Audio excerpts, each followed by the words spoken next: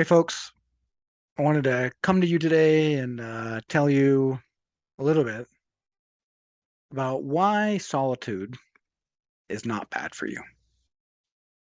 Now, involuntary solitude, that certainly can be because you're forced.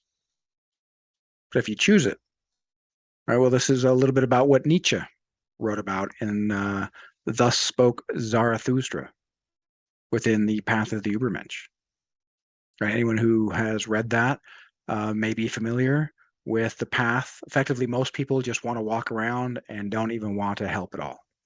Just are so ultimately concerned with their own lives that they scream at everyone else if they don't get what they need or what they feel that they need. And then the first step to those who then say, hey, well, let me try and do more. Let me try to be a benefit to society. Well, that's the camel phase. Now, the problem with the camel phase is that, right, effectively, the camel is, who is so noble that they will bend the knee and ask those around them that they could carry their burdens for them, all their woes, all their misery.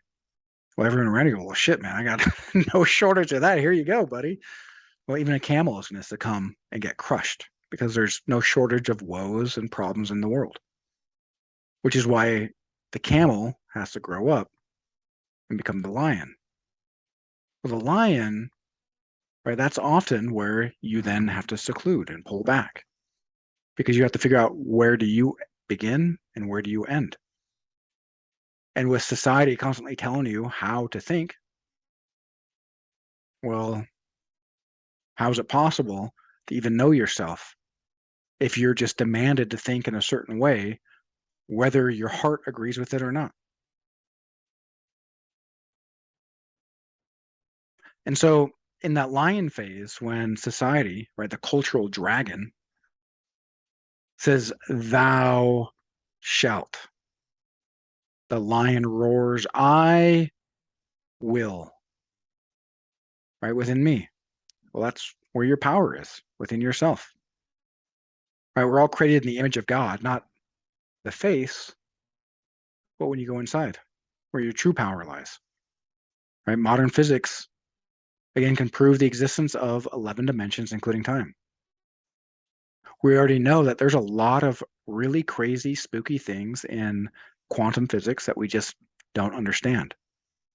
There's a lot of crazy information in fractals that we just don't understand. And when you go within, you'll find that at really the start of everything that you need. Right. And when you go within, usually you can't find that place to go within until you've got a certain amount of solitude. And that's where brilliance comes. Nikola Tesla talks about the most brilliant ideas come from a place of solitude. Right. Thomas, Edison, like, love him or hate him. Right. His most brilliant ideas, he'd have a couple of balls in his hand and he'd go to fall asleep on. And as he'd fall asleep, his hand would fall down and crash onto the ground and wake him up. Why? Well, because it put him in a creative state. And that's how he came up with his ingenious inventions. Well, stealing from Tesla as well, but never mind that. When you go within, you'll find what you need. But if you have everyone telling you what you're supposed to believe, well, then you're going without. Hmm. Hmm. How many times do you hear or see others doing things that when you try to measure yourself up to them, you feel small? Well, you know what? They probably feel small too, measuring themselves up to other people. It's probably a little insane to measure yourself up against somebody who's riddled with anxiety, depression, disease, a whole host of pharmaceuticals just so they can feel normal, but not their definition of normal. A pharmaceutical industry's definition of normal. The same pharmaceutical industry that has their stuff, right, passed off by the FDA. And Oh my gosh, 25% of what the FDA approves gets recalled. Hmm, imagine that. Imagine that. So solitude, if it's forced upon you, could be a good thing if you accept it. And when you accept it, you'll actually find in that place, well, that's where your power is. Because you get to know exactly who you are. You'll be able to see that who others are is who you're not. Because they have their own paths. Now, if you want to get a little bit deeper, well, then there's no boundary. As you interact with somebody, well, they're you. That interaction then informs you. Your interaction with them then informs them, and you both walk away different people.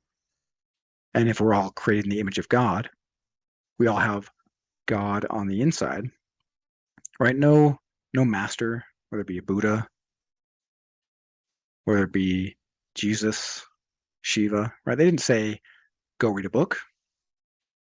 All of them.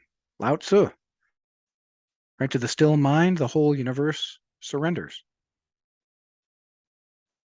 Sounds like what Nietzsche was talking about. Because all of those masters concluded